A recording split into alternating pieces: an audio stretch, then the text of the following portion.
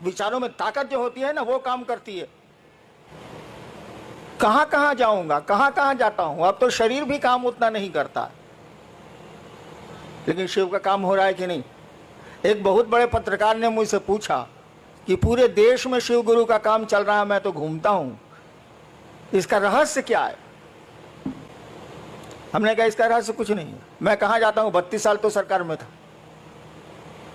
विचार फैलते हैं, विचार में ताकत होती है। और आज देखिए सूरत में इस कड़ी धूप में आप यहां उपस्थित हैं, इतने लोग उपस्थित।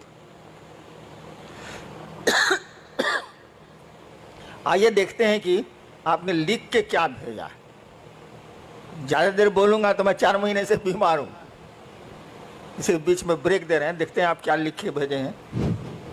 जी, आर.के. यादव इच्छापुर सूरत से। इनकी जिज्ञासा है कि रांची से नमः शिवाय करने के लिए बल दिया जा रहा है, क्या यह सही है? यदि सही है तो नमः शिवाय कैसे किया जाए, कृपया बताने की कृपा की जाए। शायद आर.के. यादव जी को मालूम नहीं है, लिखे हैं रांची से। रांची में पागल खाना भी है। एक कहानी है कि एक बार पंडित नेहरू जी जब प्रधानमंत्री थे तो गए देखने पागल खाना। उड़ती हुई खबर है, हम लोग सुना है। पंडित नेहरू जी जब प्रधानमंत्री थे भारत के तो गए कांके पागल खाना देखने, भारत सरकार का है ही तो एक पागल पूछा कौन है आप। उनसे प्रधानमंत्री जी से पूछा कौन है आप, तो कहा कि हम जवाहरलाल नेहरू प्रधानमंत्री भारत के। कहा हटते हैं कि नहीं यहाँ से, जे आता है यहाँ प्रधानमंत्री अपने को बोलता है, हटिए हटिए यहाँ से। यादव जी ने गलती कर दी, लिख दिया रांची से, तो वहाँ पागल खाना भी है। और रांची का लोग अमूमन जो कांके ब्लॉक है, कांके ब्लॉक में रहता है, हम उसी में पहले रहते थे, इसलिए मेरा थोड़ा ढीला भी है। मैंने कहा है कि आपको नमः शिवाय करना चाहिए। आज तक तो सिस्टम रहा है कि मंत्रों को गोपनीय रखा गया, लेकिन शिव शिष्यता में क्या गोपनीय रखा जाए, हमको बताइए आप। वो जगत का गुरु है।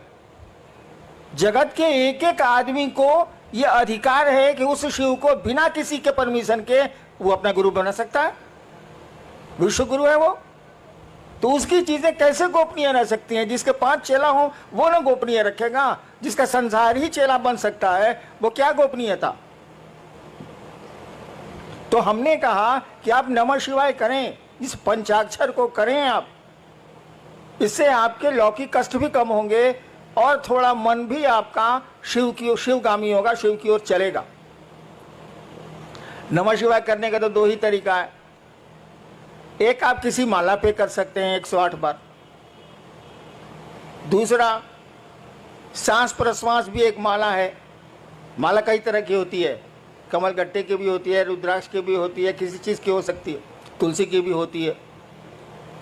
सांसों की माला भी माला ही है। हमारी आपकी सांस चलती है ना, ये 24 घंटे में 27,600 बार चलती है, जैसा मुझको याद है। यानी सांसों की भी माला है। सांसों की माला पर मंत्रों का आवागमन, मंत्र आए और गए, आवागमन देखा जाता है। तो नमः शिवाय जो आपका शिव का पंचाक्षर मंत्र है, आपके गुरु का मंत्र है, उसको सांसों पर चढ़ाइए नमः और शिवाय सांस से जाने दीजिए। ये आप जब याद पड़े 5 बार, 2 बार, 3 बार अपने गुरु को प्रणाम करिए नमः शिवाय से। खिचड़ी मत करिएगा। बहुत लोग करते हैं क्या कि सांस पर भी कर रहे हैं, माला पर गिनती भी कर रहे हैं। मैंने स्टेशन जाने के लिए एक टांग रिक्शा पर रखे हैं, एक टांग बस पर रखे हैं, साले चितरा नहीं जाएगा। हम बताइए, हमको अभी स्टेशन जाना है, कल जाना है स्टेशन, हम एक टांग रखे टेम्पो में, एक टांग रखे बस में, तो मेरा क्या हाल होगा। अरे कोई एक ही सिस्टम ना अप्लाई कीजिएगा। जब मन करे आप टेम्पो से जाइए, मन करे बस से जाइए, दोनों पर एक के साथ कैसे चढ़िएगा। ठीक उसी तरह से सांसों पर अगर मंत्रों का जप होगा उसकी गिनती नहीं होती। गिनती तो किसी की नहीं होती, रुद्राक्ष के माला की भी गिनती नहीं होती, क्योंकि गिनती किया हुआ तो गिनती कौन कर रहे हैं। अरे भैया 108 बार माला में डाला हुआ है ये बीड्स, इसको अंग्रेजी में कहते हैं दाना, तो उसको गिनती कौन सी कर रहे हैं नमः शिवाय 108 बार? वो तो गिनती किया हुआ है, सांस आपकी गिनती की हुई है, ये 24 घंटे में इतनी ही बार चलेगी, तो गिनती नहीं करनी है, न माला पर गिनती करनी है न सांस पर गिनती करनी है। अरे रुद्र नमः शिवाय करना है तो माला और सांस की खिचड़ी मत बनाइएगा, एगो टांग टेम्पो पर एगो टांग बस पर, ये माफिक चलबे नहीं बाबा, ये नहीं चलेगा। माला पर करिए स्वतंत्र रूप से करिए, सांस पर करिए स्वतंत्र रूप से करिए, और करिए तो मैंने मंत्रों में शिष्यानुभूति पढ़िएगा, मैंने लिखी है, मंत्रों में भाव प्रवेश आवश्यक है। यानी आप नमः शिवाय किए, सोच रहे हैं खिचड़ी पकी कि नहीं पकी, ये तो मंत्र जप नहीं हुआ। नमः शिवाय किया तो सोचिए कि अपने शिव को, नमः शिवाय का मानी क्या है? शिव को प्रणाम। नमः शिवाय किया तो सोचिए कि शिव को प्रणाम आपका मन कर रहा है। सोचिए, शरीर नहीं झुकाना है, हाथ नहीं उठाना है, मन आपका शिव को प्रणाम कर रहा है। दोबारा फिर नमः शिवाय करिए तो सोचिए कि मन आपका शिव को प्रणाम कर रहा है। इस तरह से 108 बार करिए। इस तरह से सांसों पर जपिए, सांस पर जपिएगा तो याद पड़ जाएगा, उसमें दिक्कत नहीं है। लेकिन माला पे, माला जैसे कीजिएगा खिचड़ी याद आने लगेगी, चोखा याद आने लगेगा, अचार याद आने लगेगा। इसीलिए सोचिए कि नमः शिवाय का अर्थ होता है शिव को प्रणाम, आपका मन शिव को प्रणाम करे तब नमः शिवाय का अर्थ हुआ, नहीं तो नमः शिवाय का क्या अर्थ। नेक्स्ट, मुंबई से भाई उर्वेश, इनकी जिज्ञासा है कि शिव भगवान और शिव गुरु में क्या अंतर है? कोई अंतर नहीं है। भगवान शिव और शिव गुरु में क्या अंतर है? महाकाल और महादेव में क्या अंतर है? अघोरेश्वर और शिव में क्या अंतर है? अरे एक ही सत्ता के कई काम हैं, इसीलिए कई नाम हैं। सत्ता तो एक ही है। मैं ही हूं, मैं एक हरिनारायण, मैं सरकार में ज्वाइंट सेक्रेटरी भी था, गाड़ी भी अच्छी चलाता हूं, पिस्टल भी बढ़िया चलाता हूं। तो आप कहेगा कि एक बार मैं गया था सीवान, तो गाड़ी खुद चला रहा था, एडीएम था उसमें पटना में। मैं सीवान गाड़ी बैक कर रहा था, बाजार का दिन था, कुछ महिलाएं थी, हमको कोई चिंता, गांव कितना जाते हैं हम। तो पीछे से किसी महिला ने कहा, ए ड्राइवर साहब लौको तो नहीं खे।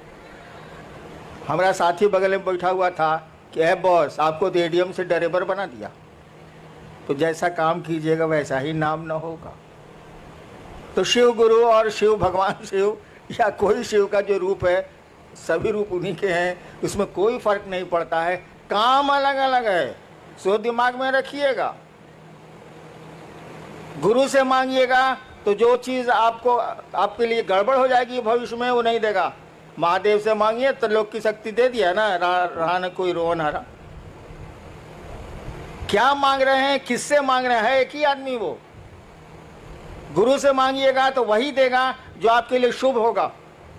महादेव से मांगिएगा तो मांगिए, वहां पहुंच हो गई तो जो मन करे सो ले लीजिए, लूटा जाइए चाहे लूट लीजिए। महाकाल से मांगिएगा तो उतना किसी से दोस्ती करता है ना दुश्मनी करता है, कालनी संगी होता है, उसकी संगति किसी से नहीं होती है। कहा जाता है महाकाल तेरी दया भी छलना है। महाकाल से दया मांगिएगा तो वो छल देंगे। काल किसी का दोस्त होता ही नहीं, न किसी का दुश्मन होता है न किसी का दोस्त होता है।